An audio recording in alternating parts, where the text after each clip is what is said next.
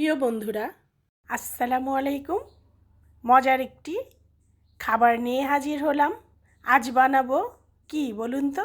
হ্যাঁ, নোনা ইলিশ। মাছটাকে কিছুক্ষণ বেশি করে পানিতে ভিজিয়ে রাখবো। এবার তুলে পিস পিস করে কেটে আবারও কিছু টাইম ভিজিয়ে রাখবো। এবার এটাকে তুলে একটু পাটায় থেতো করে নিব। বড় কাঁটাগুলো বেছে নিব, এই রকম হবে।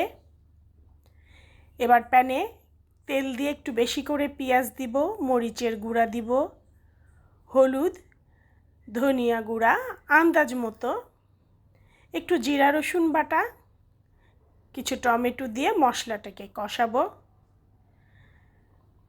দুটো বড় সাইজের আলু একটু মোটা করে কেটে রেখেছি, এটা দিয়ে দিব।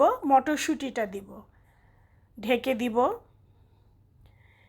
একটু কষিয়ে মাছগুলো এবার দিয়ে দিব।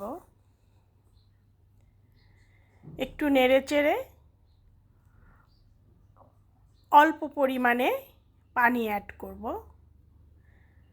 ঢেকে দিব, ঢাকনা তুলে কিছু কাঁচামরিচ দিয়ে দিব। প্রায় হয়ে এসেছে।